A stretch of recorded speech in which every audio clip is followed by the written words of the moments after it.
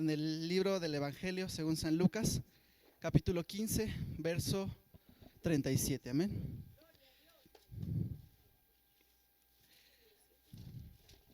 Sí, gracias. San Lucas 5, perdón, 5. Me sobraron 10 capítulos por ahí.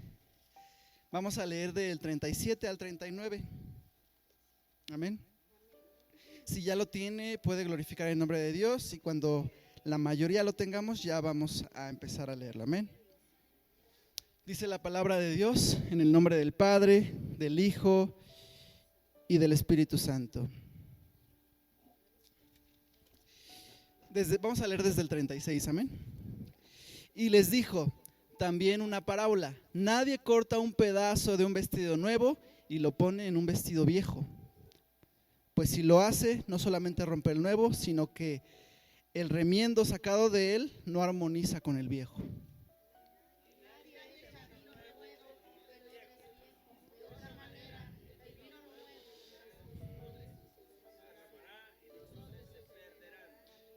Mas el vino nuevo en los odres nuevos se ha de echar, y lo uno y lo otro se conservan unidos, y ninguno debe.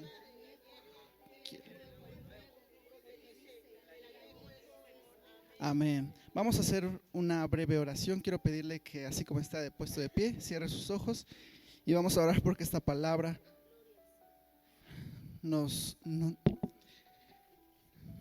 esta palabra sea para cada uno de nosotros. Amén. Dios Todopoderoso, Señor, gracias por este instante, gracias por este momento.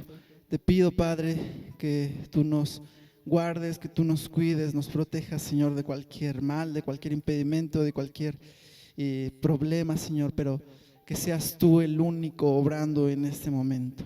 Te pido por esta iglesia, Señor, iglesia que no está compuesta por sus paredes o su techo, sino está compuesta por cada una de las personas que estamos aquí dispuestos a poner nuestro corazón en tu obra. Te doy las gracias, Señor. Por favor, háblanos una vez más a través de esta palabra y usa mi vida. Prepara nuestros corazones y nuestras mentes, y que cualquier cosa que tú vayas a hablar con nosotros hoy sea de bendición, Padre. Gracias, Padre. Amén y amén. Puede tomar su asiento. Muchas gracias.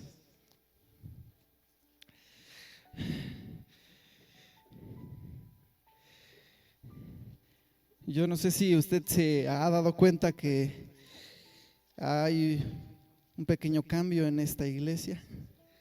Por allí el despistado va a decir: ¿pintaron las paredes? No, mi hermano, está renovándose. Este lugar se está renovando y yo no sé si aquellas estarán como mi hermano Fausto, o personas que tienen muchísimo tiempo en esta iglesia, que casi así se comenzaron los cultos, ¿verdad, pastor? Hace más de 25 años había una lona y apenas si había puerta. Era baldío, estábamos casi regresando a ese instante. Yo creo que ni había nacido cuando llegaron aquí.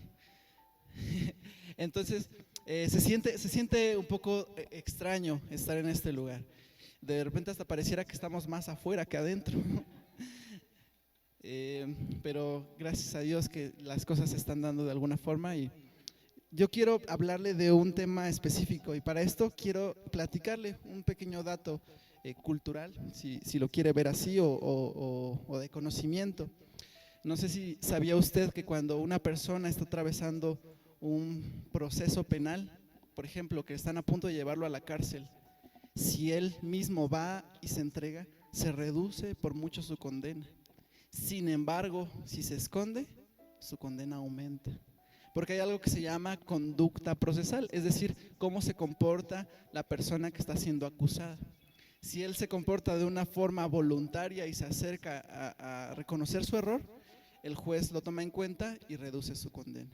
Es por eso que muchas personas, como vemos en la televisión, se entregan ellos mismos, porque quieren dar una buena impresión al juez. Yo no les voy a hablar del derecho penal, ni mucho menos, pero sí les voy a hablar de un tema bien bonito y bien importante, que quiero vincular con esto que acabo de decirles. Y el tema se llama voluntariamente suyo. Amén. Si usted está apuntando, si usted está memorizando, si usted tiene memoria fotográfica, pues puede memorizarlo. El tema de este mensaje que el Señor ha puesto en mi corazón, voluntariamente suyo. Amén. Acabamos de leer uno de los primeros capítulos del Evangelio según San Lucas. Este capítulo, entre varias parábolas que habla de esta parábola específica llamada los odres. Amén. Jesús usa una parábola para mostrar un punto a los discípulos y a los fariseos.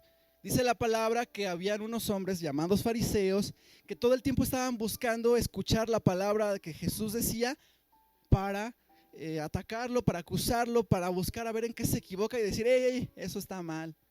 Y aquí aparentemente habían encontrado algo en lo que Jesús estaba equivocando. Digo, aparentemente. Los fariseos se acercan con Jesús y le dicen, Jesús, te hemos estado observando y nos hemos dado cuenta que tus discípulos no ayunan. Imagínense. Y Jesús, entre tantas cosas que les explicó, también les dio una de las frases, una de las parábolas muy conocidas y muy poderosas que acabamos de leer en este momento, que es esta parábola de los odres. Antes de empezar con la parábola de los odres, da un pequeño ejemplo, una pequeña metáfora sobre dos vestidos. Dice Jesús, si un vestido viejo se rompe y se intenta remendar con un vestido nuevo, el vestido viejo va a seguir estando viejo, solamente va a tener ese parche y, sin embargo, el vestido nuevo ahora va a tener un hoyo. Entonces eso no tiene sentido, así lo dice Jesucristo. Y después empieza a hablar también acerca de una cosa llamada odres. No sé si usted lo conozca, pero es más o menos como una vasija, como una tarja, como un recipiente. Es como un cántaro, como un lugar donde pueden echar vino. Como un jarrón, puede ser, sí, que era principalmente hecho de piel de animales. Este recipiente se usaba específicamente para elaborar el vino. El vino, como muchas bebidas, se fermenta, es decir, se deja reposando por mucho tiempo para que en su misma esencia, su mismo jugo, se siga preparando. Y era necesario que el vino se preparara en recipientes como este, porque la peculiaridad de los odres era que mientras el vino se fermentaba y podía llegar a burbujear, se hinchaba. Y si lo ponían en una vasija de barro, ¿qué pasaba con la vasija? Explotaba, rompía, porque muchas veces esto se tenía que hacer sellado, muy bien cerrado. Y la ventaja que tenían los odres era que parecía como una bolsa elástica. Como era hecho de piel, el vino expandía el odre, pero no se rompía. El odre se expandía, pero seguía siendo útil. Se vaciaba y se volvía a usar y se volvía a usar. Pero llegaba un punto en que los odres ya no funcionaban, porque se secaban, porque ya eran muy viejos, porque la piel era muy vieja. ¿Y qué sucedía cuando le ponían nuevamente un vino nuevo a un odre que ya estaba muy viejo? Le pasaba lo mismo que a cualquier otro recipiente. Se empezaba a romper, se empezaba a tronar. ¿Y qué pasaba con el vino? Se echaba a perder, se caía al suelo.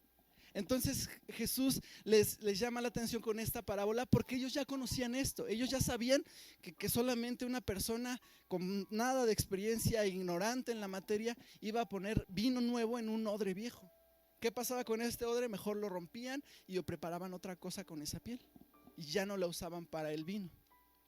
Por eso Jesús les dice a los fariseos, es necesario, no se puede poner vino nuevo en un odre viejo, hablándoles acerca de su pensamiento tan retrógrada que tenían los fariseos, un pensamiento demasiado soberbio, necio que tenían los fariseos. Entonces Jesús les decía, no puedo poner un mensaje poderoso como en el Evangelio en personas tan huecas como los fariseos, tal cual. Con otras palabras, Jesús nunca les dijo así, pero se los decía, ustedes son odres viejos, porque ellos no estaban dispuestos a recibir un mensaje. Ellos tenían un pensamiento tan mal que cualquier palabra que decía Jesús, buscaban el error. Buscaban a ver en qué se equivocaba. En vez de estar dispuestos con un corazón abierto a recibir el mensaje poderoso que Dios les iba a dar, ellos estaban esperando en qué momento se equivocaba, en qué momento metía la pata y querían acusarlo. Porque ellos no tenían un corazón dispuesto ni humilde, ni siquiera tenían esa intención y ese deseo de recibir el mensaje de Dios en sus corazones. Y había muchas personas así. Sin embargo, me gusta mucho comparar a los fariseos con los discípulos. Los discípulos eran de diferentes edades, desde los más jóvenes hasta los más grandes. Y ellos, cuando Jesús les dijo, yo los haré pescadores de hombres, ¿qué hizo Pedro? Dejó las redes, dejó los barcos y comenzó a seguirlos. Porque él tenía un corazón humilde, un corazón necesitado. Él sabía que el mensaje que les iba a dar un maestro como Jesús iba a ser mucho más poderoso que todo lo que él podía hacer. Qué importante, porque acabamos de leer en los primeros 5 capítulos del Evangelio de según San Lucas. Es decir, el ministerio de Jesús apenas estaba empezando. Los discípulos no tenían mucho tiempo de conocerlo y aún así ellos estaban dispuestos a seguirlo. Porque que un maestro se acercara a personas cualquiera no era cualquier cosa. Es decir, Pedro era un hombre sin letra, era un hombre que no sabía, que no tenía educación. Y un maestro de la talla de Jesús que se le acercara y le dijera, ven, te vas a ser mi discípulo, era un grandísimo privilegio. Pero había quienes no lo veían así. Había quienes creían que Jesucristo estaba equivocado, que Jesucristo lo hacía mal, que por qué anda con sandalias, que por qué no anda, que por qué se lava las manos, que por qué no. Siempre iban a encontrar en qué hacerle daño. Pero la metáfora de los odres no se cierra ahí. Eso es lo que me parece tan increíble y asombroso de la palabra. Y aquí es donde me doy cuenta que la palabra está viva. Porque Jesús usó esas palabras para hacerles ver cómo eran los fariseos, pero también para darnos un mensaje en esta tarde. 2025 años después, Jesús estaba pensando en nosotros, porque nos va a revelar algo tan poderoso. Y es lo siguiente: una persona que se dedicaba al vino, cuando empezaba a notar que su odre estaba a punto de romperse, se lo acabo de decir, ¿qué hacía? Él mismo lo destruía, para que no le vaya a pasar que echando una buena porción de vino se le echa a perder y su negocio, de lo que él vivía, también se fuera a la basura. Es decir, él mismo lo hacía, él mismo lo rompía. Porque ¿qué le pasaba a las personas inexpertas o incluso soberbias que decían, no, este sí aguanta, este sí, aunque me digan todos los demás que ya está a punto de romperse, yo sí sé y va a aguantar? ¿Y qué pasaba cuando le echaba el vino y empezaba a fermentar? Se rompía, se tiraba todo el vino. Entonces habían personas quienes eran sensatas y se prevenían, y había personas que no eran sensatas y terminaban perdiendo toda su cosecha, todo su vino. Y esto es lo que pasa incluso con las personas que encontramos en la Biblia. A mí me gusta pensar mucho en lo que ocurrió con el apóstol Pablo. Si alguien me ayuda a leerlo, por favor, se encuentra en Hechos capítulo 9, verso 3 al 5. Este pasaje es sobre cuando fue convertido Saulo de Tarso. Alguien ayúdeme leyéndolo, por favor, con voz fuerte. Está adelantito de los evangelios. Hechos 9, 3 al 5. Por favor.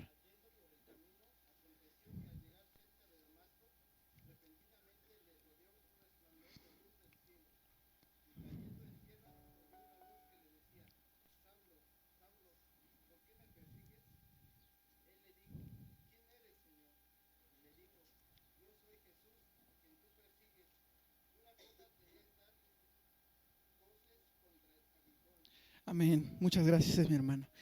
Mi hermano acaba de leer el momento en el que Saulo de Tarso se encuentra cara a cara frente a Jesús. Saulo de Tarso, para quien no lo conozca, era un hombre que trabajaba junto con el gobierno romano persiguiendo a los cristianos. Los atrapaban, los encarcelaban, los torturaban e incluso los mataban. Y él recibió una carta para que fuera a Damasco precisamente a seguir haciendo este trabajo. Y en medio del camino, a punto de llegar a Damasco, le cae un resplandor a él y a los que estaban con él, pero a él lo deja ciego. El apóstol Pablo, ese hombre que probablemente era un hombre soldado, tal vez con mucho cuerpo, tal vez con mucha fuerza, tal vez con mucha inteligencia, en un momento, sin esperarlo, de forma espontánea, le cae un haz de luz que lo deja totalmente ciego.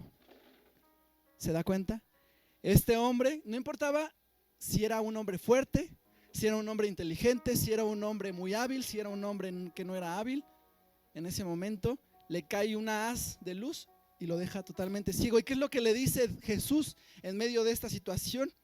Dura cosa es dar coces contra el aguijón.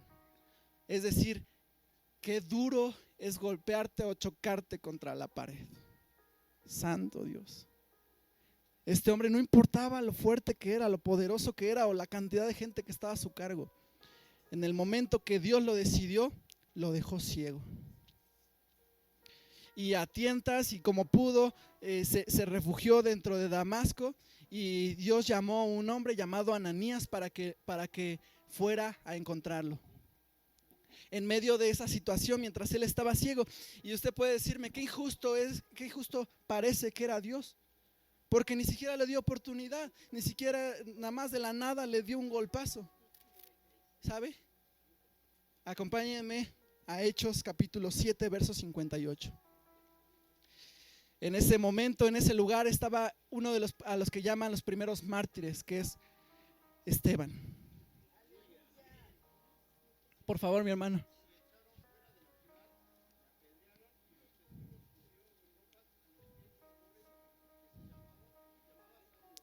Amén, muchas gracias.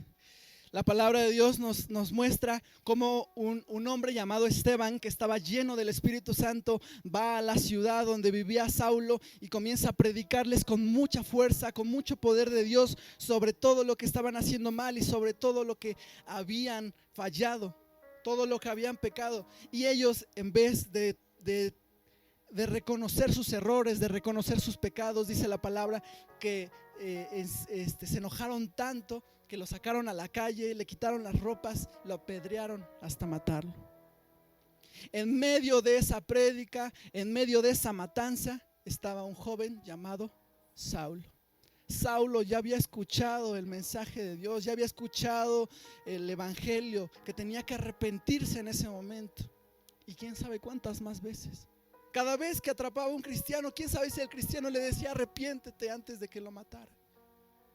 ¿Sabe si él estaba consciente de que esos hombres de Dios estaban muriendo por el amor que tenían por el evangelio? Y aún así no entendió. No se daba cuenta que su odre estaba a punto de romperse, y se rompió en un instante que él no esperaba. Le cae un haz de luz sobre su camino, lo deja ciego. Y no importaba si era un hombre poderoso, no importaba si era un guerrero, no importaba si era un hombre con alto poder en el gobierno. En ese momento él parecía un bebé que no podía valerse por sí mismo. Qué humillante esa situación. Imagínese usted conocer a la persona más poderosa, al jefe de cualquier lugar grandísimo, y de repente encontrarlo que no puede ni siquiera ir al baño solo. Así más o menos pudo haberse visto Saulo. Pero Dios tuvo misericordia de él, envió un hombre llamado Ananías, que Ananías conocía quién era Saulo. Incluso le dice a Dios, pero ese persigue a los cristianos. Pero Dios le dice, ve que yo te envío, y él va, ora por él, y en ese momento Saulo recupera la vista. Se da cuenta cómo en consecuencia de que Saulo era una persona en algún punto soberbia, que no quiso aceptar su error. Llegó un momento en el que ya no aguantó más, y en un instante perdió todo absolutamente. Sin embargo, hay otro hombre que a punto de caer, a punto de perderlo todo, recapacitó. Y esto lo encontramos en San Lucas, verso 19, capítulo 19, verso 5. Estamos hablando de un hombre llamado Zaqueo. Amén. Alguien ayúdame a leerlo, por favor.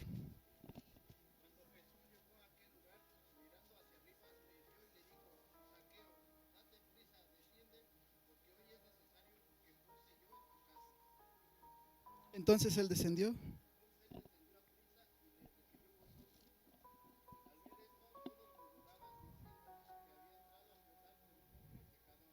Entonces Zaqueo.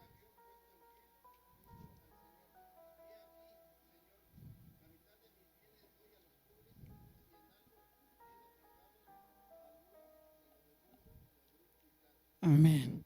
La primera vez que Jesús estaba en la casa de Zaqueo, Zaqueo se da cuenta de su error y lo reconoce y decide dar la mitad de sus bienes y a las personas que les ha robado, que les ha ofendido, cuatrificárselos. Es decir, él no esperó que llegara el momento en el que el odre se rompiera de forma espontánea, de forma inesperada, y más bien él, al darse cuenta de su error, en ese momento confesó y dijo: yo me doy cuenta de mi error y la mitad de mis bienes la doy a los pobres y a los que les he fallado se los voy a pagar 4 veces más. ¿Había necesidad de que Pablo pasara por una situación así? ¿Había necesidad de que Zaqueo llegara a pasar una situación como la de Pablo? Pues no, porque Dios se acerca y le dice: es necesario que llegue a tu casa. ¿Quién sabe por qué Jesús tenía la necesidad? Tal vez al siguiente día Zaqueo iba a ser muerto. Tal vez al siguiente día sus enemigos lo iban a atacar y lo iban a asesinar, lo iban a torturar, quién sabe. Pero Jesús sabía que era necesario que llegara a su casa en ese momento. Sin importar lo que decían las demás voces, va a ir a comer con un pecador.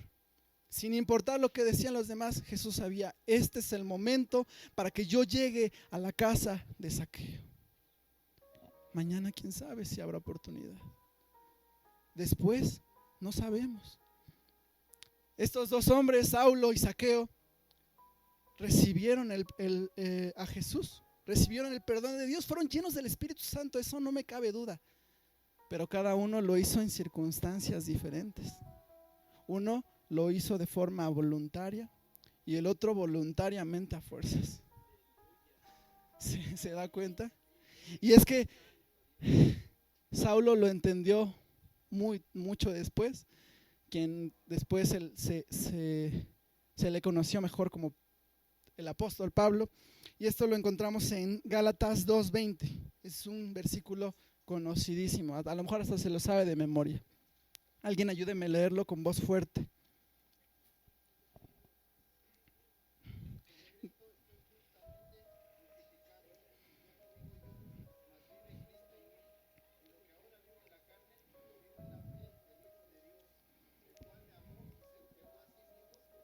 Amén.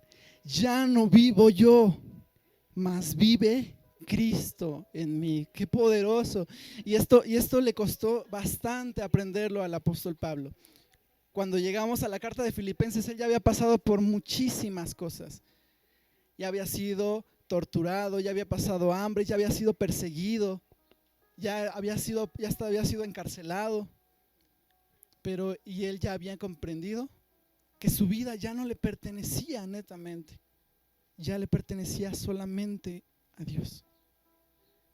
Y sabe, eso pasa absolutamente todo el tiempo. Y me gusta pensar en lo que está ocurriendo en esta iglesia.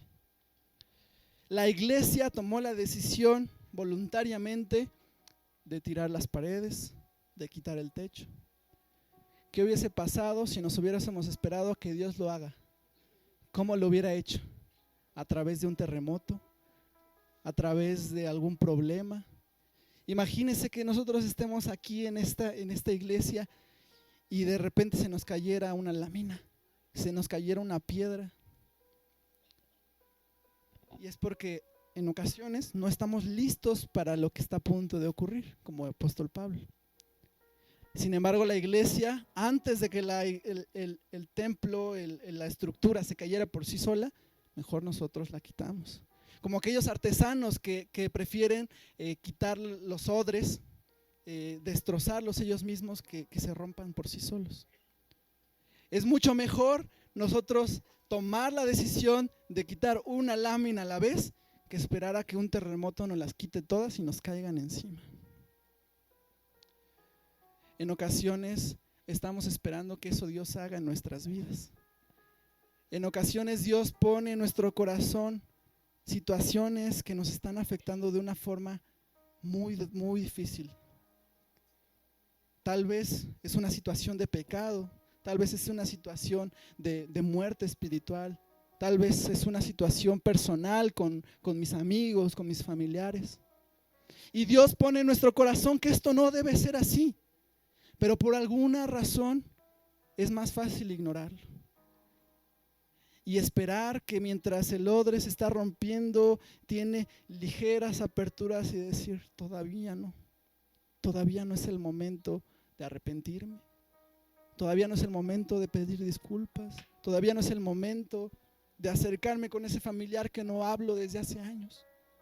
Y lo dejamos pasar y lo dejamos pasar. Y cuando menos nos damos cuenta, el odre se rompe por necios, por testarudos, por insensatos. Porque Dios nos da la oportunidad en este momento, el día de hoy, para arrepentirnos. Y decimos, todavía aguanta otro tanto. No nos damos cuenta que las situaciones que estamos viviendo en este momento, Dios las está permitiendo por una razón, para cambiar nuestra forma de ser, nuestra forma de pensar. Y en ocasiones preferimos esperar.